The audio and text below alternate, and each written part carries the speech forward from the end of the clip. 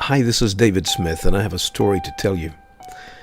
I shall never forget the day on a hot Thursday evening in August of 2010 when I first went to the inner city of Durham, North Carolina with eyes peeled for somebody, anybody, who was hurting or struggling or in desperate need.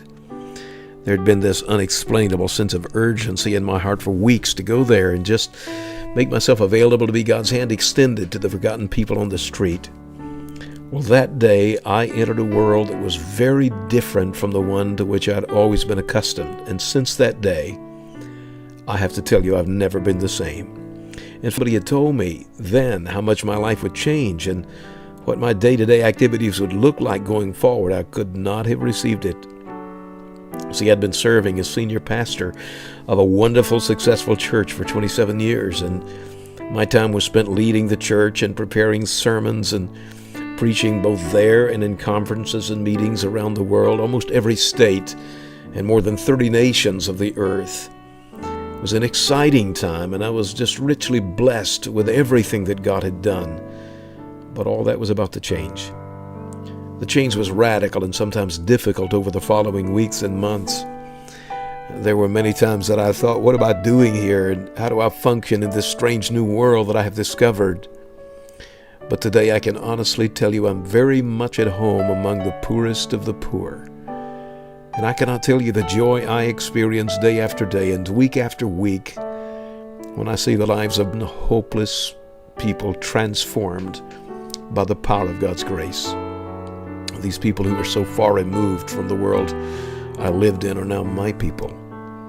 They're alcoholics, they're drug addicts, they're prostitutes, they're runaway boys and girls, they're displaced families, there are legal and illegal aliens, they're the aged and the senile, they're the mentally ill, but they're my people. And I love them with everything that's in me. Some are temporarily homeless because of job loss or divorce, but for many, it's a chronic way of life, the end of which they cannot even conceive. They pick through the garbage cans for something they can use or something they can eat. They sit down to rest at a bus stop or in a train station until they're chased away. They sleep in shelters or in a nook or cranny they found in an alleyway. Some sleep in an encampment they have made with other homeless people where they put up their makeshift shelters, or if they're fortunate enough, they have their own tent. More than once I've sat on the ground in the middle of the woods to break bread with them, to cry with them, to pray with them. I'll tell you, they're my people. One of the saddest aspects of this is the shelter kids. These children are dragged from shelter to shelter or from camp to camp, and if they attend school at all, it's sporadically. You don't know what it's like to be in a permanent dwelling place or to be a part of a loving community. They see themselves as permanent members of an underclass that defines and will always define them. It's a sad story. It's a bleak picture. But the good news is God is changing the lives of many of these people with the power of the gospel. Last week on the streets of Charlotte, I met hundreds of our street friends, and we had the privilege to minister to them in many different ways and talk with them and pray with them. And then a large crowd of them gathered for our outreach event on Saturday, where we fed them a hot meal and gave them shoes and clothing and preached the gospel to them. Many came forward and prayed to receive Christ into their lives. And this is happening week after week in other cities. We comb the streets and alleys looking for those who are homeless or hurting and often hopeless. We try to meet their immediate needs as best we can. We talk with them, share with them, pray with them, and then we invite them to one of our weekly outreach events where we can give them a hot meal and try to meet their temporal needs with blankets, sleeping bags, clothes, shoes, and other life essentials. We minister to them through music and then bring a gospel message. We've seen hundreds of them come to Christ. Then we try to follow up.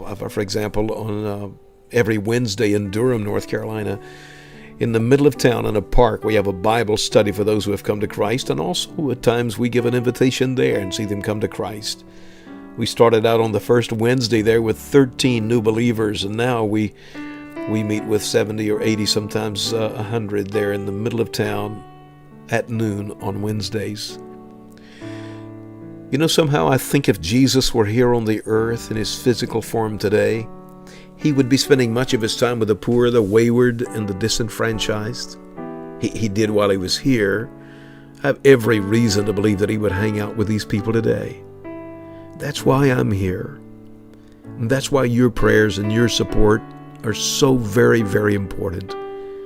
We've reached the place now, all the expenses involved, buying the food and buying the fuel and moving the equipment from place to place, that it's difficult. It's very difficult. In fact, we're at the point that we'll either have to catch up or cut back. And frankly, I can't stand the thought of cutting back. We want to continue to reach further and touch the lives of more and more people for Christ. So I'm asking for your prayers today.